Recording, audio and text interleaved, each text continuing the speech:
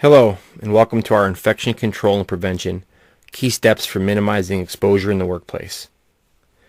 Obviously, the situation has been hard to avoid and is truly an unprecedented situation.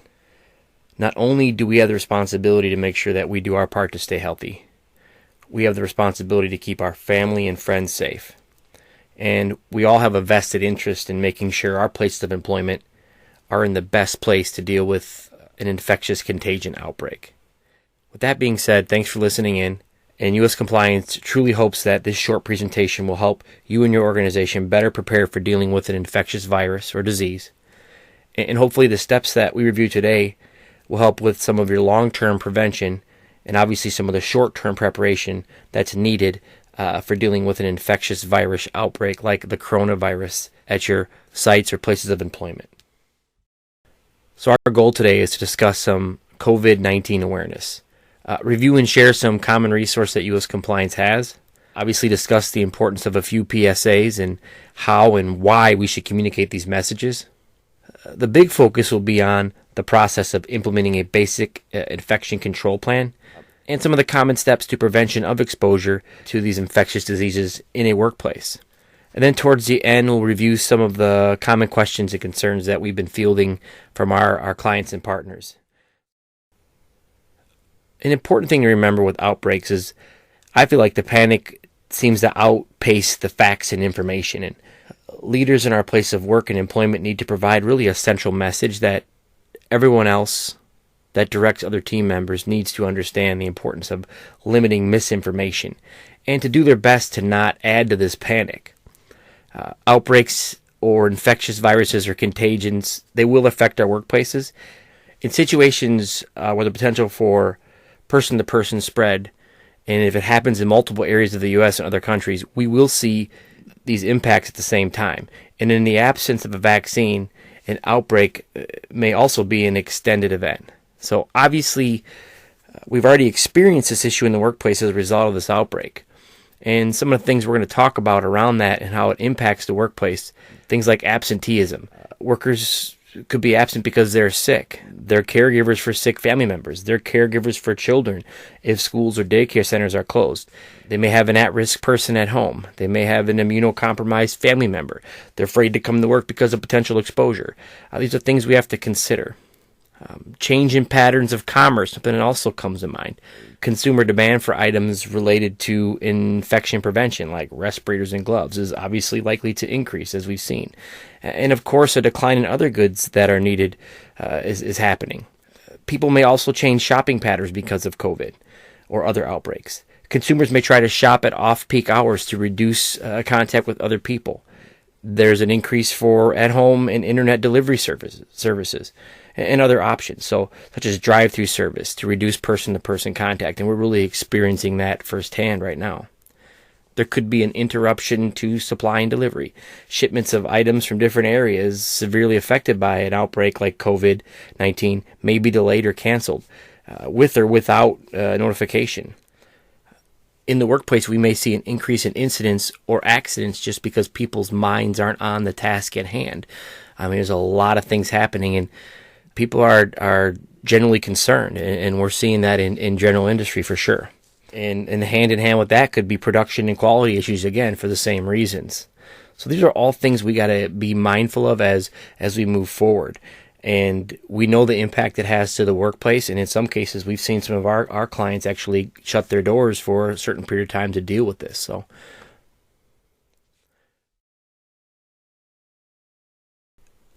life with COVID, as we've experienced, there's never been anything like this in our lifetime. So we all need to do our part to slow the spread of this thing. And there's a ton of great resources out there supporting communication, supporting safety, supporting some of the scientific sense around how we deal with this on a day-to-day basis. And what you see on the screen here are a few snippets regarding some basic guidelines of how we slow the spread. We have many of these resources available at our website at uscompliance.com, really that can help assist with communication and postings. If you're a client, you will also have access to our infection control and prevention program template. There's other tools such as a management checklist that support your implementation, and and some materials that you can use to increase your overall understanding of what it takes to have a great program and some of the things people need to be reminded of on an ongoing basis. So just kind of get into some of the basics, a little bit of an awareness level introduction to COVID. If I'm sure we're all pretty aware of what it is at this point based on the news cycle, but obviously it's a new illness that directly impacts your lungs and airways, and the levels of severity vary. Symptoms will vary from person to person. There's about a 5 to 6 day median incubation period with as long as 14 days we've been hearing. This infection or illness is caused by a virus called the coronavirus. It's not the same as the flu as we know, and it's a new virus, so humans, we don't necessarily have a natural immunity to it. So that's adding to the risk to our public. And with the temperature of things, as we're aware, we know it's a fluid situation. I know we've heard this multiple times. Information is changing daily, and the CDC is my homepage. Currently, I'm just trying to monitor what they're putting out to make sure I'm staying as close to the cuff as possible on this thing. Social distancing, we've learned all about that at a very high level. I think we've become experts over the last week and a half or so, just administering this and really truly believing that that's going to make the difference. Statistically, there is some risks of getting it, but the goal is if we do this social distancing thing, and it will ultimately flatten the curve and limit some risk to people that have potential health issues or aren't equipped to fight these types of diseases.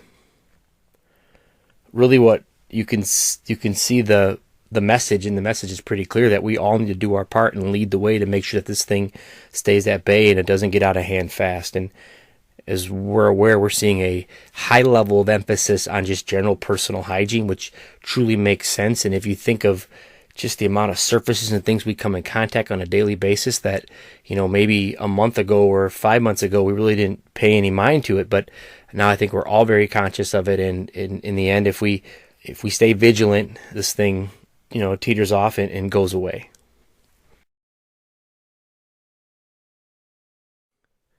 I would feel remiss if we didn't take a few minutes to have a conversation around exposure in the workplace and the importance of some common prevention techniques like hand washing and those types of things. And the end of this presentation, we'll share some of our resource options that we have available that you can utilize to support and help you with having this conversation with your employees in the workplace. One of the most common PSAs that we have to get comfortable talking about in minimizing exposure in the workplace. And at this point, I would really consider a reminder considering this current event, but exposure in the workplace is mainly person to person or surface to person. And when people expel respiratory droplets during coughs and sneezes, these droplets obviously can land in proximity to other people or directly into their mouths or noses, then obviously inhaled into the lungs. And most importantly, cover your cough.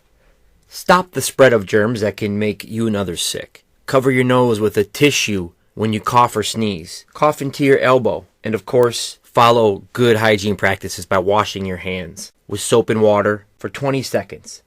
And if soap and water are not available, use alcohol-based hand sanitizers. Keep this in mind. Medium exposure risk are jobs that include those that require frequent and or close contact within 6 feet of other people. Higher risk jobs are those who obviously work in the healthcare fields. So as a society, we've had to learn a lot about social distancing, more so than I ever want to experience again. With that being said, it's important to kind of understand what it is. And right now it's being defined as remaining out of the congregate settings, avoiding mass gatherings, and maintaining a safe distance, approximately 6 feet or 2 meters from others whenever possible. Social distancing, along with other risk reduction methods, attempts to slow the spread of infectious viruses and ultimately reduces the speed of new cases, especially severe cases that would be in need of pre-hospital and in-hospital care. As a quick reminder, here are some of the steps you can take to really help. Do your best to stay indoors and stay away from others. Limit contact with others and do your best to adhere to these quarantine requests that have been issued. Along those same lines, minimize gatherings, parties, large events, and unnecessary travel. And always do your best to avoid any overcrowded areas. Consider only necessary shopping. Limit dining out unless it's absolutely necessary. And As mentioned, if you're sick or show symptoms, isolate yourself, stay home, and contact a medical professional as soon as possible. Hand washing is an easy, inexpensive, and effective way to prevent the spread of germs in the workplace. It helps people stay healthy, and hand washing really gives people the opportunity to take an active role in their own health.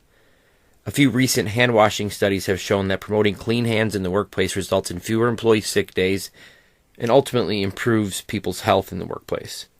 So focusing on hand washing education is proven to reduce the number of people who get sick with diarrhea, reduces respiratory illnesses like colds, and ends up saving everybody time and money. Hand washing is one of the simplest and best ways to avoid getting sick and spreading illnesses to others. Sick employees are less productive even when they come to work. They may also spread the illness to others. Promoting proper hand washing at home also leads to employees spending less time away from work taking care of sick children, and they're more productive at work when they're not dealing with a family illness. And in the end, get sick less often themselves.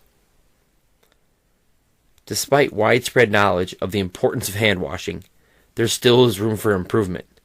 A recent study has shown that only 31% of men and 65% of women wash their hands after using a public restroom. So one of the areas on the CDC website, the hand washing location, you can see here on the screen, gives a lot of posters, gives guidance, there's some videos, and some easy tools you can download and leverage. U.S. Compliance also has a lot of these resources located on our Corona Resource Center, where you can find some of these images and some of these documents that have been created by our government to support this Clean Hand initiative.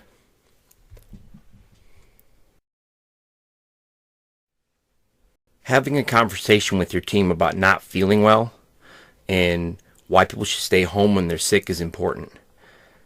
We really need to do a good job of communicating that if people are not feeling well, then just don't come to work. This is truly an individual responsibility and the expectation, and this message probably needs to be repeated. What we really want is for people to consider this: equipment, surfaces, tools, machinery you commonly share. Also commonly share your germs. What people don't understand or really think about is that they will end up making somebody else sick. It will end up taking them longer to get well or back to work because of lack of rest. In essence, they become less productive, and obviously the risk increases for a accident, injury, or something serious to happen. Good health in the workplace depends on our willingness to stay home when we're sick. U.S. Compliance has a safety message that talks about this that's on our COVID-19 Response Center page at uscompliance.com. So go ahead and get on that page, go find the link, click on it. In there, you'll find a nice safety talk that will help you communicate and circulate this message in your workplace. So if you go to our uscompliance.com webpage, you can scroll down here and click on this link, the CRC COVID Resource Center. Scroll down and you'll find some options, some informational options such as like what is coronavirus and things that have been generated by our CDC and some other government agencies. We also have a variety of toolboxes and tools that you can use, from visitor questionnaire to different safety talks around general awareness associated with COVID and infections in the workplace. Also, if you scroll down here to the client area and you're a client and you can log in, there are additional resources like an infection control prevention plan, some additional infection control prevention management checklists, and things that will help support your efforts towards implementing a infection control plan and educating folks in your workplaces.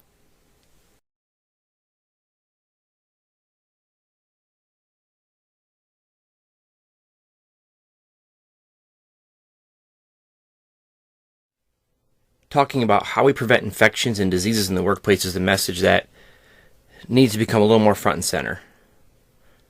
Creating a system that is sized right to fit your organization, that's clearly based on potential risk, and has the right elevation process is really the goal. The next part of this discussion really will shed some light on that process. It's simple, and it allows organizations to do the right thing, and hopefully this will help you and your organization lead the way with building an effective infection control program in your workplace. Before now, many organizations, outside of food and medical that I've experienced, and a few other industries, really didn't have a huge focus on preventing infection. Most programs and direction were around some common sense individual expectations, like we've talked about, like hand washing, covering your cough. But after this, I think it's clear that we need to move on to a more, scientific approach by really leveling up our overall awareness, and at the same time having a plan that we can enact essentially when the situation calls for it. In general industry, I believe the elements of those day-to-day actionable hygiene and safe work practices should become a common compliance requirement in our industry. But with the action/response portion of the program, that thing should be tied to your typical emergency action plan, being able to enact when a situation calls for it. And really, that's how U.S. Compliance recommends implementing this type of process into your current system. In a lot of cases, this is going to be aligned and going to need to be aligned with existing programs like your business continuity, food safety, and quality programs, and that's expected. As we begin this process, see that U.S. Compliance CRC page for a copy of the Infection Control and Prevention Management Checklist. There's two of them. One's a larger, more robust version, and one's a little bit smaller, lighter version. Both are pretty simple tools that will help you understand infection control priorities, will help lead you in implementation, and provide a general overall understanding of how to improve infection control in the workplace. Feel free to print or download, and then use this document to follow along as we talk about the different processes for implementing an infection control prevention plan. One of the single most important steps is having the right initial communication. Really, one message coming from a leader. It should outline who is on the team and what they are doing and what they're working on in terms of infection control. Ultimately, we all know people are asking questions from all levels of our organization, and we need to be ready to communicate next steps, if we're enacting the program, and really just having a conversation on how we elevate these key prevention techniques. Obviously, solicit some feedback from everybody as well. Have a method for tracking questions and concerns, and then really figure out the frequency of the messaging. Leadership should be accountable to a day or a time frame so people know when updates are upcoming. Consider a few times a week. We're seeing that with a couple of our clients right now. And obviously, any major changes to the operations or the process or the site should be in person as much as possible in consideration to the level of social distancing that's impacting your region.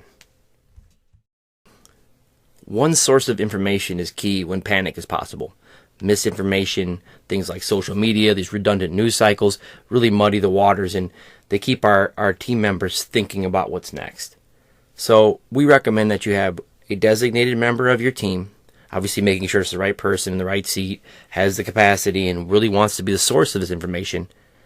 They will have a responsibility and understanding that they need to be monitoring daily news, CDC, OSHA, state and local health departments, and then have a process for updating the task force or the team. Sometimes it's a daily review or a report to the team. And as mentioned previously, it's key and important that you have a process for messaging staff on your key learnings and issues that could impact your business.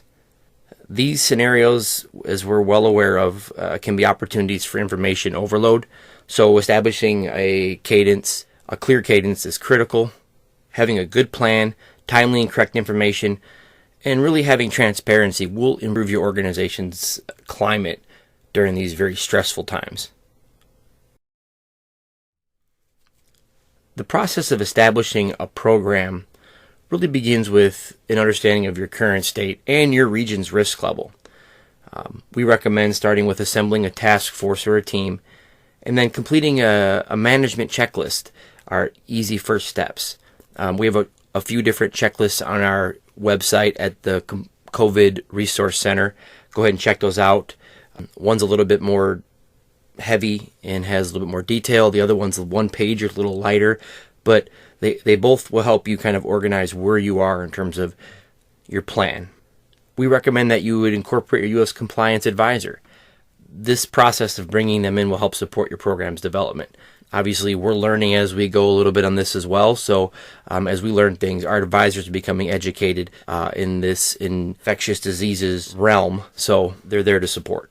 Initial employee communication plan. We've spoke about that already with beginning to get that message out about next steps and where we are within our process. From that assessment, we'll find priorities and then ultimately turn those priorities into action items like figuring out a frequency and timing of communication. Do we have adequate cleaning supplies and materials? Have we adequately communicated proper hygiene practices? What's the situation with our soap, hand sanitizers, disinfectant wipes, and things like that? Figuring out our cleaning schedule and what we need to increase. Set some individual responsibilities for sharing in the expectation of cleaning of common surfaces and creating a plan around tools, equipment, and even common meeting areas. And then some of our customers and clients have been staggering breaks and possible start times to minimize folks from congregating. So this is all part of that initial assessment, and it's important to get a pulse of where you're at as you begin this implementation process. Working and focusing on the initial communication plan and trying to make that a priority, in my mind, it will have a huge impact on your overall awareness. You need to tell them, show them, have them do it, test them, and then tell them 3 more times. That's sort of the expectation. Seems like a bunch, but if we use the marketing rule of 7, that's what it's going to take to get everybody to understand and start to follow these practices. Leveraging a visual workplace, using postings, putting part of the message on your safety board, keeping the awareness level high, you'll find that engaged team members will start to recognize new communications in the workplace, and they'll start to support your efforts. So consider daily releases and postings, high frequency, good communication we know will improve behavior. Try to adapt to your current environment using existing methods of communication like circulating messages on a TV screen. Make sure we're monitoring the news, CDC, periodically report on contagion information in your areas. The hand washing reminders, well, we've heard a lot about those lately, and I think we all are probably experts at this point in really truly washing our hands, but get creative. There's a couple YouTube videos out there where it shows somebody rubbing ink on some gloves to kind of show you where you naturally miss spots on your hands when you're washing your hands. The Neil Diamond one where you're singing a song for 20 seconds. And then remind people to take this stuff home to their families and share. Really properly sourced prevention reminders will make a difference in improving the overall health of the workplace going forward. As we regroup in this process, we look back now, let's say we've completed the initial assessment, we understand some of our opportunities and action items that have been established and assigned, we've started some of our basic communications, and now it's on to better educating our leadership team and setting some requirements with our management. Obviously, management will support the plan, circling back to review the program and help with any issues we have and really understand and track implementation. Management will support the champion or the program administrator. Really, at this point, is really the leader in trying to manage the overall process. Management will do their best to support and provide the right PPE, products for cleaning, making sure they're ready and stocked, supporting our efforts to continuously stress proper hygiene with our informational campaign, understanding and evaluating our cleaning schedule and sanitation schedule, focusing on helping our team communicate with care, and keeping everybody informed on the progress of the plan and any safety updates and anything that impacts our workplace. Supervisors, well, they have the lead and the bulk of the responsibility for training, really promoting the right work practices and using the right messaging about these topics are really a great starting point. With the hygiene thing, reminding team members on proper hygiene each day, hand sanitizer use, discussing how we're going to deal with the cleaning of shared equipment, controls, and tools, encouraging people to stay home if they're sick, and being in good communication with each other and when these issues arise. PPE, ensuring the right protection is available depending on your risk level. Establishing social distancing requirements for when we have meetings, minimizing large groups in larger settings. And then understand if we have anybody from a vulnerable perspective, high-risk perspective, and make sure they're trying to do our best to isolate and separate and protect them if we can. Communicating the simple, safe practices, hygiene, reminding everybody of the importance of the expectations to raise our level to excellence when it comes to personal hygiene. As we are aware, it's very critical to minimizing overall exposure to work in the workplace to infectious diseases. We want people to be vigilant in this area so that positive messaging is going to be a big help. We've all become very familiar with these types of communications, and for sake of argument, let's give them a quick review in support of our awareness. And we already kind of understand the need to avoid close contact with anybody showing signs and symptoms of respiratory illness. A little side note, I feel like when somebody coughs, everybody looks at you like, are you the one that's ill or sick? But with respect to maintaining social distancing, remember the 6-foot rule, especially during outbreaks or high-risk areas. The use of gloves in high-risk areas, washing or changing them daily. The exercise of washing your hands has never been more important. Doing our best to try to use disposable towels. Avoid touching common surfaces. Covering our mouth and nose and coughing into our elbow. Wearing a protective face mask or surgical mask. If you are using one, changing them daily, especially if you work in a high-risk industry. Really minimizing the sharing of condiments and preparing our own food are also measures we can do to minimize infection.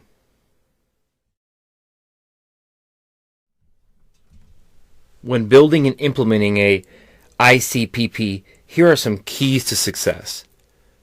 This type of outbreak has created some unknowns, so adjustments are going to have to be necessary. The response side of this process is always tied to your emergency action plan. Alignment with elements of your business continuity or other programs that have GMP and other work practice controls related to hygiene will need to be aligned. Levels of action will need to be in response to the status of your region. So if enacted, the right parts are put in place when necessary. Then obviously there's adjustments that will need to be made to fit the threat. Here's a quick breakdown of some ICPP elements that make sense. Obviously the purpose and scope needs to be defined. Ensure you outline the responsibilities of your management, your administrator, your team, and clearly define everybody's individual responsibilities as well. Establish what your controls are. Some of our controls might be engineering. Engineering controls like barrier placement between employees if possible, sneeze guards, adjusting airflow, possible improvement to ventilation and filtration systems, and adding fresh air to the environment if you can by opening doors and windows. Administrative controls are pretty extensive, but some of the things you can do right away is implement a visitor policy by screening visitors prior to them entering your facility. Limiting only essential services and minimize non-essential visitors. Limiting temporary help and reviewing the screening process with your agency. As mentioned previously, development of policies that will encourage ill workers to stay home without fear of losing their job. Discontinue non-essential travel to high-risk locations. Develop improved practices for minimizing face-to-face meetings and contact. Consider the use and extension of use for email, websites, and teleconferencing. Encourage some flexible work arrangements if possible, like telecommuting and flexible work hours to reduce the number of people that are at the site at any given time. Obviously, updating and reviewing what your emergency communications plan would be in the event of something serious, and then ultimately maintaining that forum to communicate with employees and address concerns.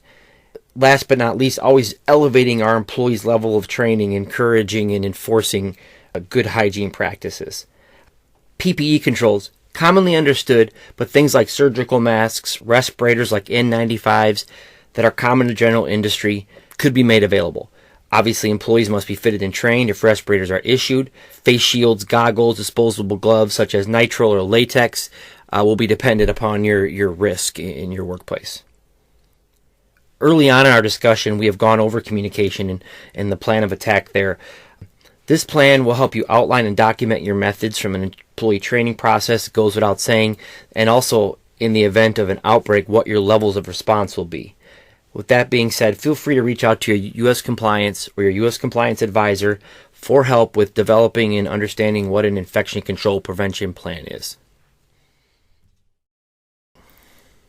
When it comes to workplace controls, supplies and resources are obviously fundamental. Proper planning and inventory control is essential to the implementation of an ICPP. We really have to be mindful of maintaining inventories of hand soap, sanitizer, cleaning and disinfection supplies, PPE, and continue to promote great hygiene and behaviors around the H in environmental health and safety. At this point, we should have reminders at every hand washing station and in common break areas about good hygiene and good work practices that will minimize the risk of infection in the workplace. Leadership in departments like HR will be reviewing policy and procedure adjustments to support things like flexible work and remote options, possible adjustments to attendance policies, and in some cases there could be schedule adjustments to encourage improved safe practices. Absenteeism, that's something we need to have a plan to overcome by, I would start first with identifying critical tasks and doing any immediate cross-training that you can. During the last few weeks, the U.S. compliance team has really been working hard to understand the concerns of our clients and general industry. To tell you what, the learning level is extremely high, as you're probably aware, and we want to pass some of our key learnings over to you. In this short section, we'll answer some of the questions that we received from our clients and ultimately how we answered. And hopefully it will help improve your understanding of how an outbreak could potentially impact your operation or workplace. Really, a special thanks should go out to government organizations like OSHA and CDC and many private companies for really getting great resources out there and available to the public. Has helped us answer hard questions that we are fielding from our clients and customer base. One of the most common questions we have been fielding is around, what if someone tests positive and when can they return to work? So the CDC is saying this. You can stop home isolation under the following conditions. They call it the first 3 days, which is that 72-hour rule. You have not had a fever for 72 hours. It has been 3 full days of no fever without the use of a medicine that reduces fever. You also should have no other symptoms, like cough or shortness of breath. And then after that 72-hour period, you got to go 7 more days since your symptoms have first appeared. You can then leave home after these 3 things have happened. So no fever, you no longer have a fever without the use of medicine as mentioned. You have no other symptoms as mentioned. And 2 negative tests in a row, 24 hours apart. And your doctor and testing location will follow the CDC guidelines. Another question has been around OSHA and the implications that could arise from an outbreak. And how does this impact general industry and what could we be cited for? So what we're seeing, what we've heard, and what we understand is going to be primarily around chemical use and potential exposure to disinfection and cleaning chemicals and kind of on the non-routine task side. So if an employer were to require an employee to work with hazardous materials for cleaning and disinfection and the employee was not provided PPE, the labeling wasn't there, or lack of communication, minimal or no training, and potentially not completing a job hazard assessment, citations could be proposed related to the requirements in hazard communication and the basic PPE standards. The other question is hypothetical for general industry related to record keeping, essentially your OSHA log. What if someone contracts the virus? Could this be considered work-related? So, based on some guidance from OSHA, it would need to be proven to be work-related, meaning it happened at the workplace. And honestly, this can be difficult to prove in general industry, from a general industry sense, unless you have an outbreak at a facility or you work in a common area where this virus is known to be, like healthcare. Folks are also asking us if we're required to contact OSHA or the health department if there is an infection in their workplace or someone does test positive. And so at this point, there's no requirement for general industry or the health department, and this is typically done by your healthcare provider or a testing site in terms of who's reporting to the CDC. You can contact your local health department for support if you do have a case, and we've been able to interact with the health department in different areas through our clients, and we've also had some learnings that came from that conversation. So to wrap this first blog up, what do we know right now? We know U.S. cases are rising, but that was somewhat expected, and hopefully it's at its peak, and this curve flattens like they've been saying, we can get back to normal. Changes in China, South Korea seem to be positive. Things seem to be getting better there, so let's keep washing our hands and do what we can to stay home and stay the course on this thing. As far as the shelter-in-place requirement, I mean, my advice, it's pretty simple, but let's try to make the best of it. It seems to be working, so let's stay informed. Let's not add to the panic. Let's just do our part. Let's be diligent for the at-risk folks. And I've personally taken this downtime to try to get organized, do a little more exercising. I had a couple home improvement projects I've done on the weekends. And I mean, let's just continue to work hard and be kind and spend time with our family. I've used it for some reflection as well. So we're going to need to do this for a few more weeks as our president has extended the mitigation requirements. So we need to continue social distancing and minimizing large group meetings and do our best to stay home. I would say hang in there, everybody. Testing breakthroughs are occurring every day, and thanks to our friends over at Abbott Laboratories, looks like they have some testing methods that could increase our testing output to 50,000 per day to start. So thanks for tuning in. Hope to have another update here at some point shortly. And do your best to do your part, stay safe and healthy. Have a great day.